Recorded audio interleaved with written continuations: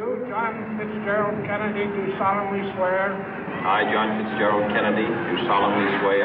That you will faithfully execute the office of President of the United States. That I will faithfully execute the office of President of the United States. And will, to the best of your ability. And will, to the best of my ability. Preserve, protect, and defend the Constitution of the United States. Preserve, protect, and defend the Constitution of the United States. So help you God. So help me God.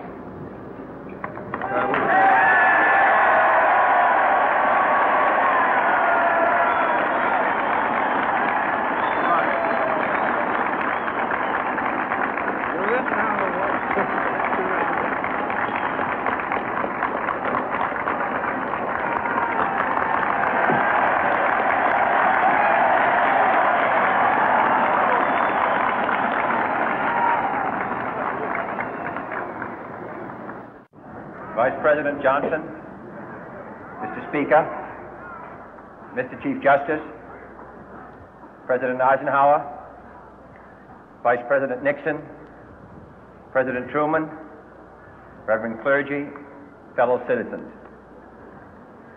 We observe today not a victory of party, but a celebration of freedom, symbolizing an end as well as a beginning, signifying renewal as well as change. For I have sworn before you and Almighty God the same solemn oath our forebears prescribed nearly a century and 3/4 ago. The world is very different now, for man holds in his mortal hands the power to abolish all forms of human poverty and all forms of human life. And yet the same revolutionary beliefs for which our forebears fought are still at issue around the globe. The belief that the rights of man come not from the generosity of the state, but from the hand of God. We dare not forget today that we are the heirs of that first revolution. Let the word go forth from this time and place to friend and foe alike that the torch has been passed to a new generation of Americans born in this century, tempered by war, disciplined by a hard and bitter peace, proud of our ancient heritage, and unwilling to witness or permit the slow undoing of those human rights to which this nation has always been committed and to which we are committed today at home and around the world.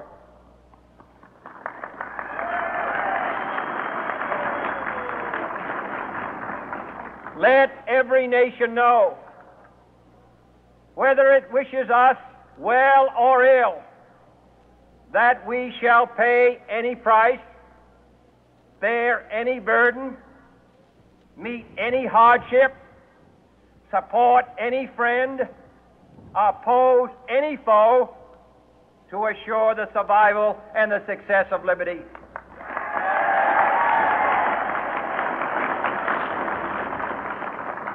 This much we pledge and more.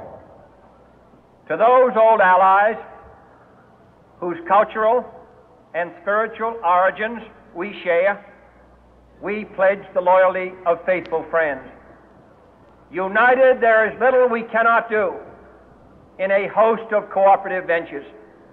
Divided, there is little we can do, for we dare not meet a powerful challenge at odds and split asunder. To those new states whom we welcome to the ranks of the free, we pledge our word that one form of colonial control shall not have passed away merely to be replaced by a far more iron tyranny. We shall not always expect to find them supporting our view, but we shall always hope to find them strongly supporting their own freedom, and to remember that in the past, those who foolishly sought power by riding the back of the tiger ended up inside.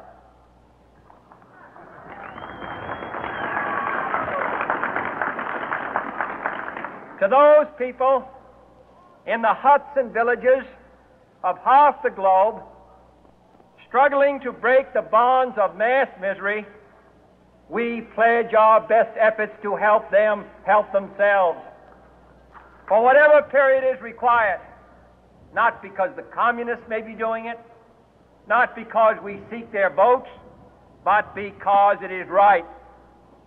If a free society cannot help the many who are poor, it cannot save the few who are rich.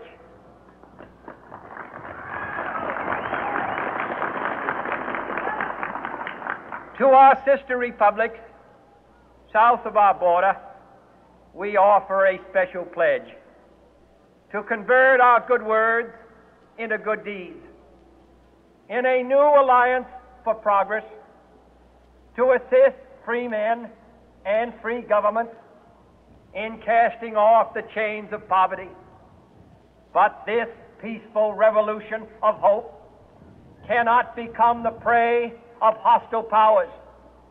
Let all our neighbors know that we shall join with them to oppose aggression or subversion anywhere in the Americas. And let every other power know that this hemisphere intends to remain the master of its own house.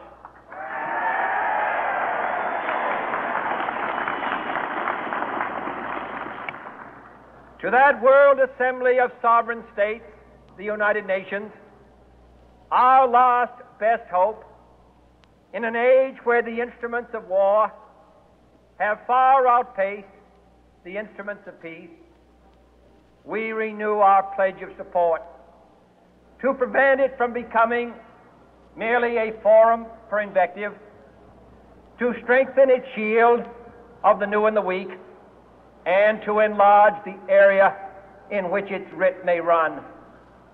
Finally, to those nations who would make themselves our adversary, we offer not a pledge, but a request that both sides begin anew the quest for peace. Before the dark powers of destruction, unleashed by science, engulf all humanity in planned or accidental self-destruction, we dare not tempt them with weakness, for only when our arms are sufficient beyond doubt can we be certain beyond doubt that they will never be employed. But neither can two great and powerful groups of nations take comfort from our present course, both sides overburdened by the cost of modern weapons, both rightly alarmed by the steady spread of the deadly atom, yet both racing to alter that uncertain balance of terror that stays the hand of mankind's final war. So let us begin anew, remembering on both sides that civility is not a sign of weakness, and sincerity is always subject to proof. Let us never negotiate out of fear, but let us never fear to negotiate.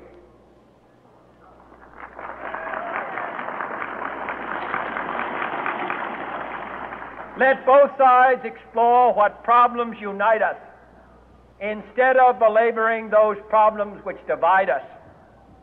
Let both sides, for the first time, formulate serious and precise proposals for the inspection and control of arms, and bring the absolute power to destroy other nations under the absolute control of all nations.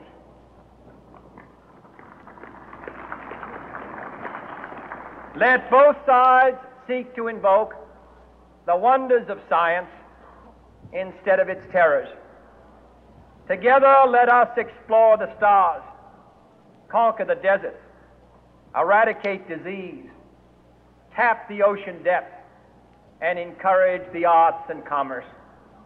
Let both sides unite to heed in all corners of the earth the command of Isaiah to undo the heavy burden and let the oppressed go free. And if a beachhead of cooperation may push back the jungle of suspicion, let both sides join in creating a new endeavor, not a new balance of power, but a new world of law, where the strong are just and the weak secure and the peace preserved. All this will not be finished in the first 100 days, nor will it be finished in the first 1,000 days, nor in the life of this administration, nor even perhaps in our lifetime on this planet. But let us begin.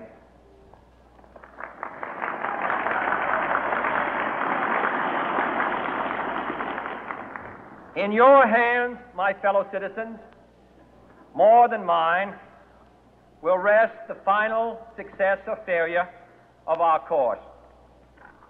Since this country was founded, each generation of Americans has been summoned to give testimony to its national loyalty.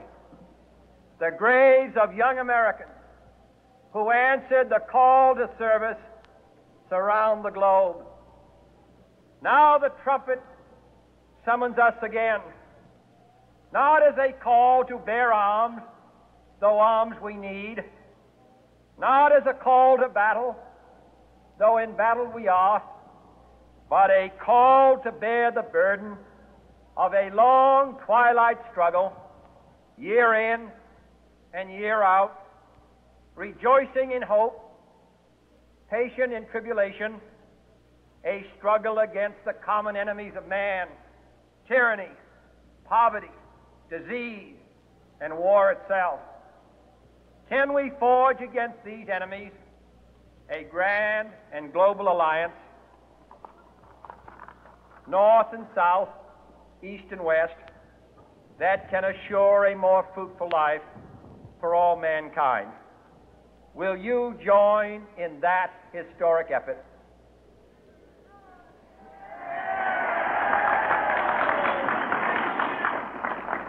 In the long history of the world, only a few generations have been granted the role of defending freedom in its hour of maximum danger. I do not shrink from this responsibility. I welcome it.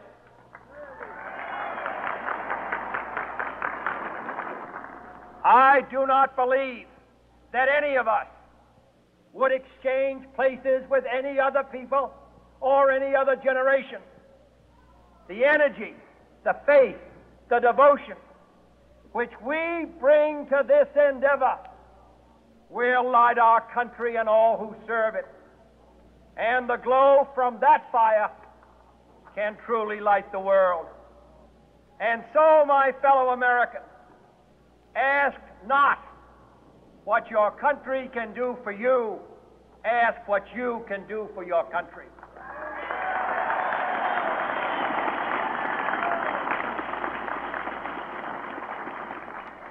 My fellow citizens of the world, ask not what America will do for you, but what together we can do for the freedom of man.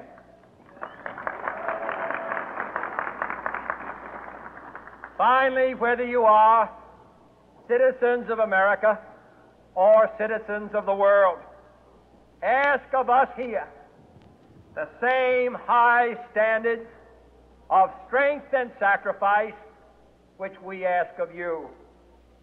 With a good conscience, our only sure reward, with history the final judge of our deeds, let us go forth to lead the land we love, asking His blessing and His help, but knowing that here on earth God's work must truly be our own.